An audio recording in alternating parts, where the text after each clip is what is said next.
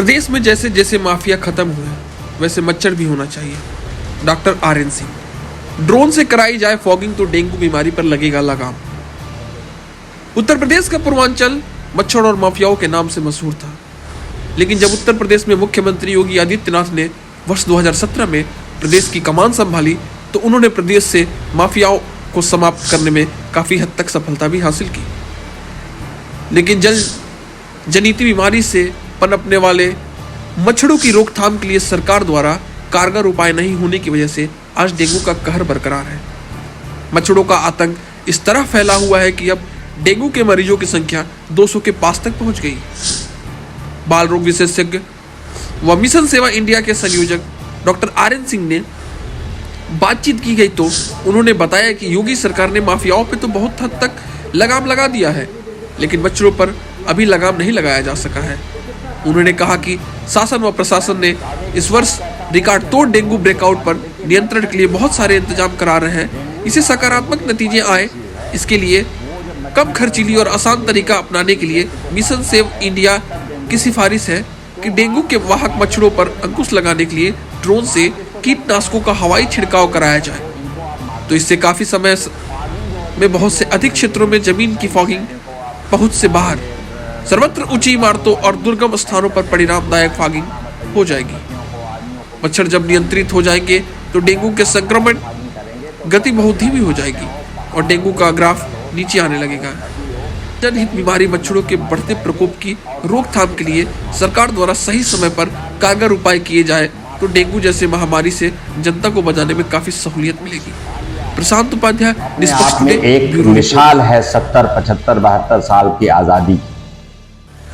मेरा निवेदन उत्तर प्रदेश सरकार से है, माननीय मुख्यमंत्री जी से है कि जिस प्रकार से माफिया का सफाया हुआ उसी तरह मच्छरों का सफाया होना चाहिए, क्योंकि डेंगू जो आजकल की एक विकराल समस्या बन गई है पूरे प्रदेश के लिए, हर जिले में है, हर शहर में है, हर गाँव में भी है। उस पर अगर वाकई काबू पाना है तो हम ये जो फॉगिंग मशीनों से नहीं कर सकते। इसको फॉगिंग मशीनें, मान लीजिए 3 मंजिला मकान है तो वो फॉगिंग मशीन वहाँ कहाँ पहुँचेगी? रामगढ़ ताल में फॉगिंग कैसे होगी? जंगल में फॉगिंग कैसे होगी? अगर ऊपर से हवाई फॉगिंग हो, जिसमें एरियल फॉगिंग जिसको आप कहते हैं, या जो ये ड्रोन के द्वारा करेंगे तो ड्रोन से फॉगिंग करने का कोई बहुत खर्च नहीं है। एक ड्रोन 2-2.5 लाख 3 लाख का आ जाएगा।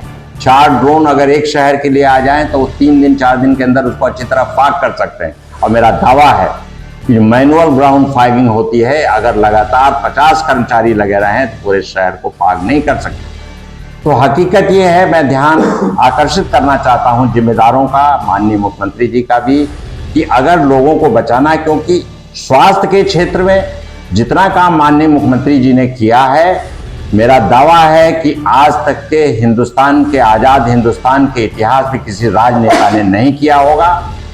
ये दावे के साथ मैं कह रहा हूं कि स्वास्थ्य का जो विषय होता है उनके लिए सबसे इंपॉर्टेंट विषय होता है। इसीलिए मेरा अनुरोध उनसे है कि ये एरियल फॉगिंग के लिए ड्रोन से जो है इस मच्छर जनित बीमारी पे काबू पाया जाए। इसका फायदा ये भी होगा कि इससे जापानी एन्केफेलाइटिस, मलेरिया, फाइलेरिया, चिकनगुनिया, ये बीमारियां भी कम होंगी, जो जमीनी फॉगिंग से आप किसी हालत में कभी नहीं कर पाएंगे। और ये कोई नई अजूबा चीज नहीं है।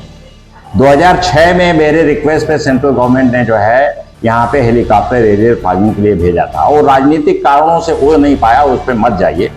दूसरी बात यह है कि फिर मैं जब इसी को लेके जो इलाहाबाद हाई कोर्ट में गया, मैंने वहाँ याचना की तो हाई कोर्ट ने स्पष्ट आदेश भी किया कि स्पेसिफाइड जहाँ पे ज़्यादा घनत्व है मच्छरों का, जहाँ ज़्यादा बीमारी है, उन एरिया को चिन्हित करके वहाँ पे एरियल फॉगिंग की जाए।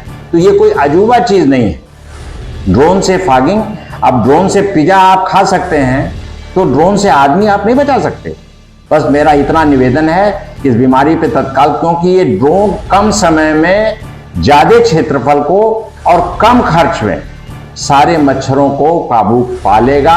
तो जिस तरह से माफिया पे लगाम लगी है उस तरह मच्छर पे भी लगा। अच्छा डॉक्टर साहब, बात की जाए